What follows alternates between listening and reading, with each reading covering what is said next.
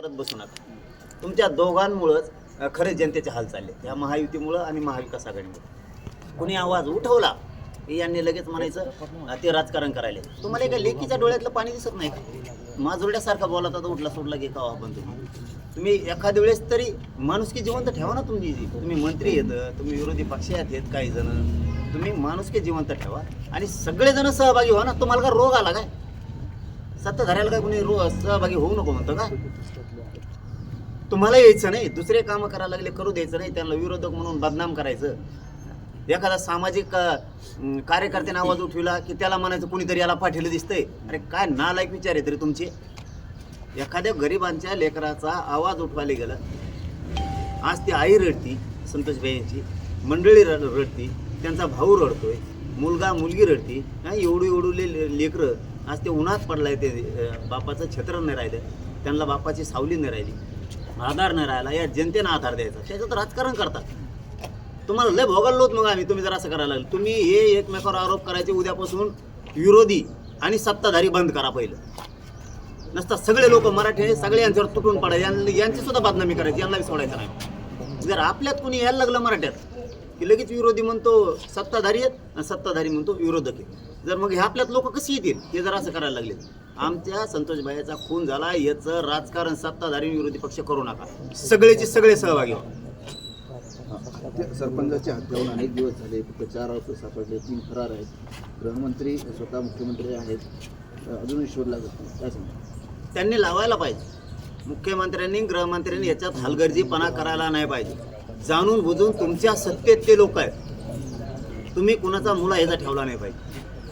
तुम्ही उगाच जातीवाद पसरत असं काही काम करू नका. तुमच्या ती कसा नष्ट होईल याच्यासाठी काम करा. जर लोक गुंडगिरी करायला लागले, रिव्हॉल्वरी मारायला लागले, खुणं करायला लागले, जमिनी बळकायला लागले, गोरगरिबाला गावखेड्यात हाणायला लागले, पोलिसाला अरेरावी शिव्या द्यायला लागले, इतके जर घाण पद्धतीनं ते वागणार असले, नीच विचारानं ते वागणार असले, त्यांचं बेमोड करणं काम आहे ना तुमचं.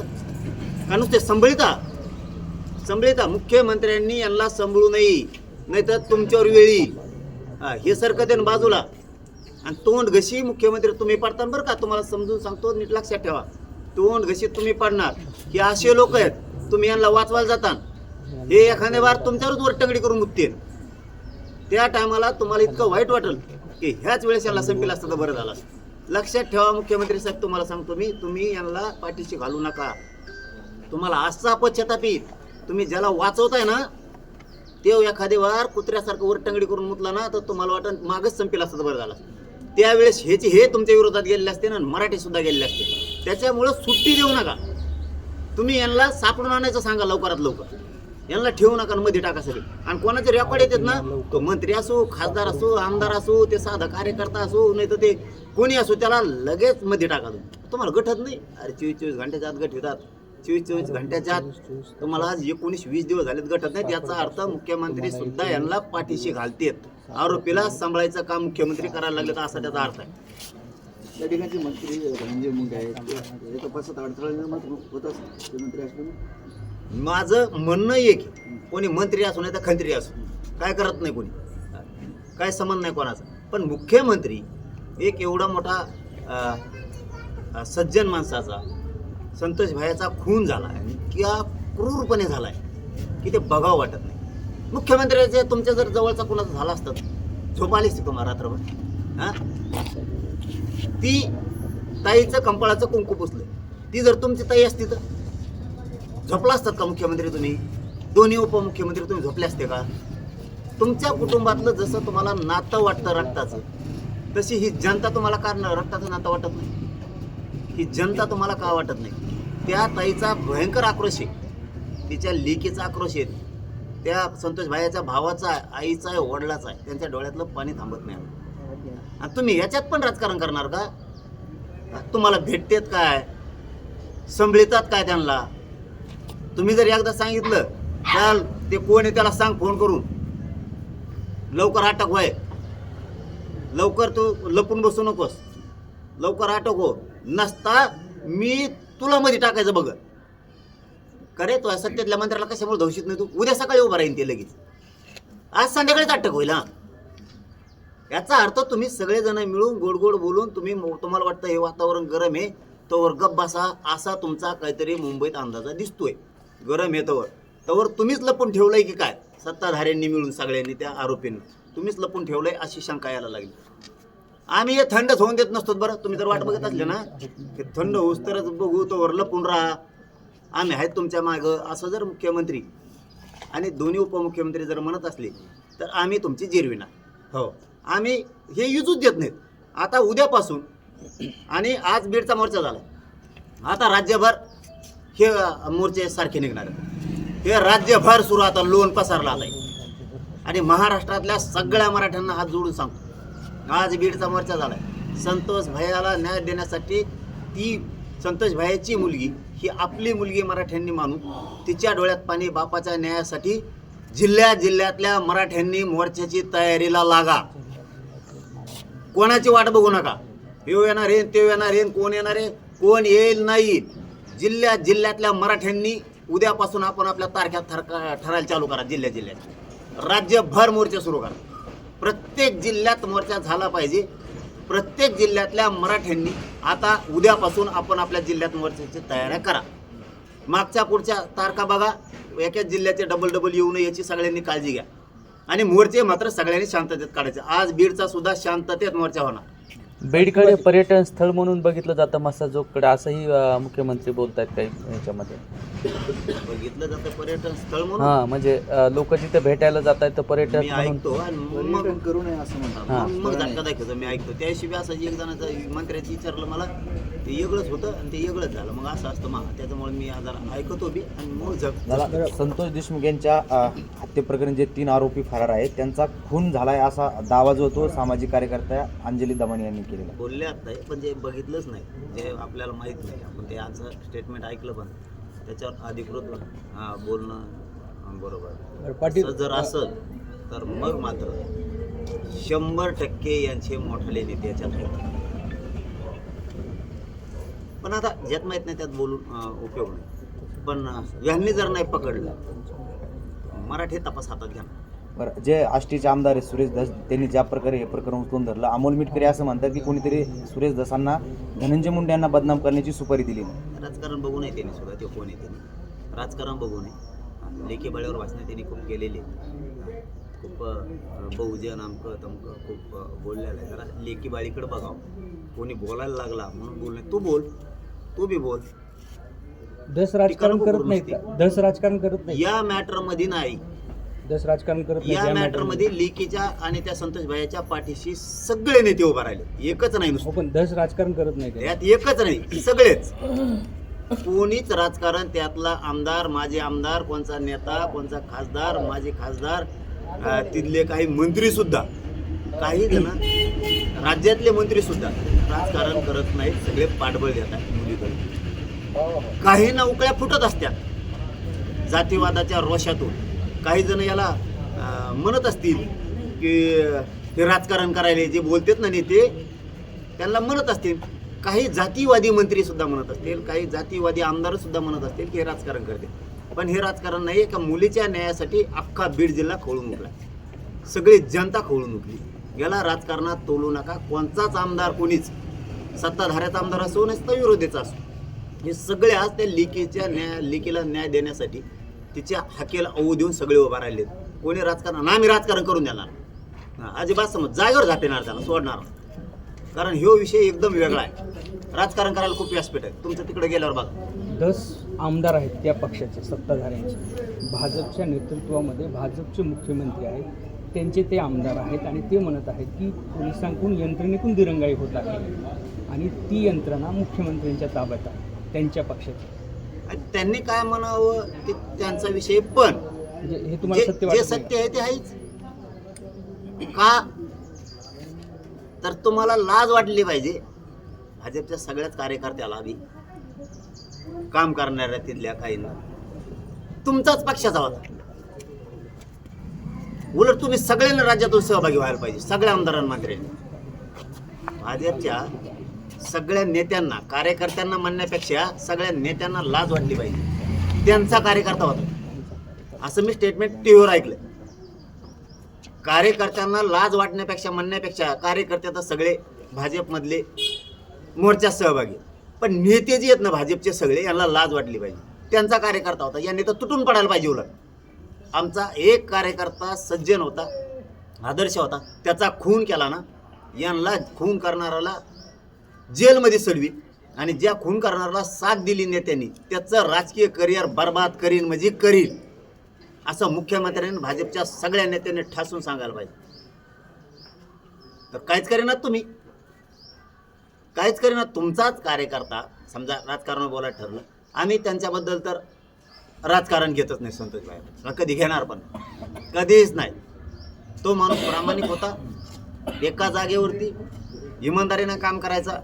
त्यांना इमानदारीचं फळ मुख्यमंत्री काय हे देणार आहेत का? आता देवेंद्र फडणवीस साहेब पक्षाचं इमानदारीनं काम केलेल्याचं फळ हे देणार आहेत का? आरोपी लपून ठेवून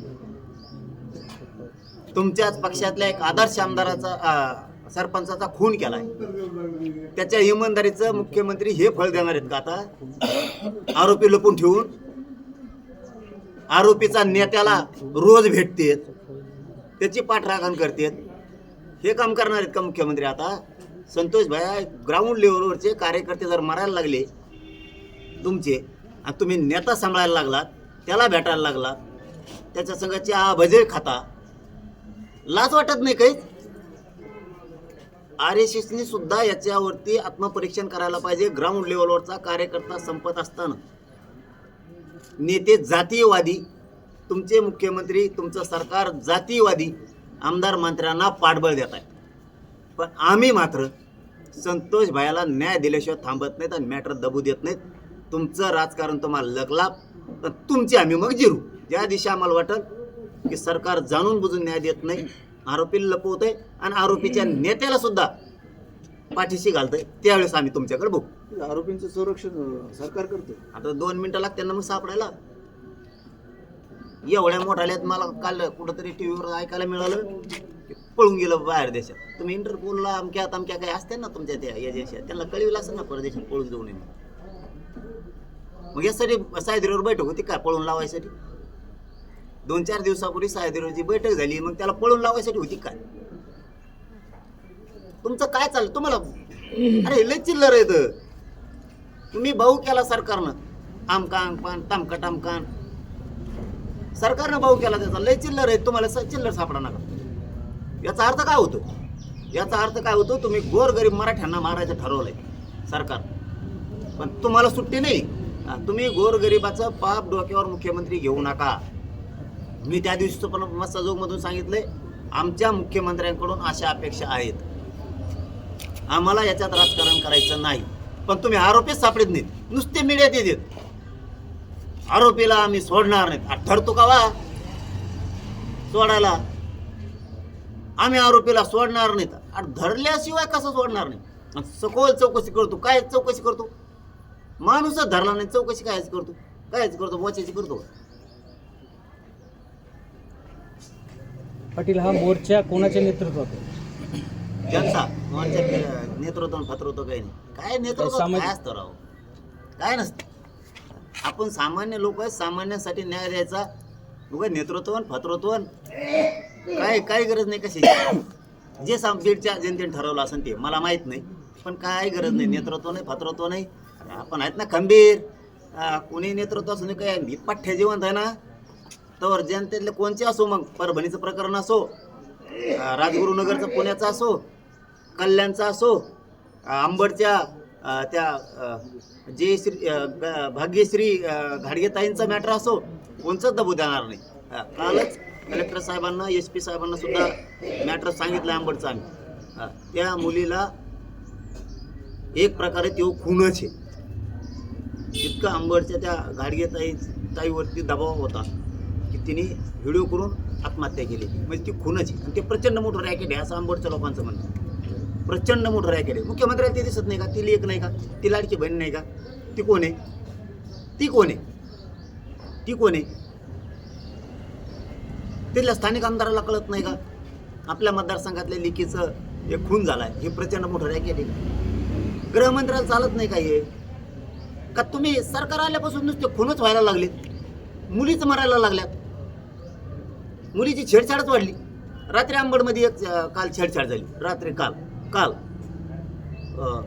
वाघराळ त्यांची. काय करणार गृहमंत्री? तो आरोपी सांगतो जणून मी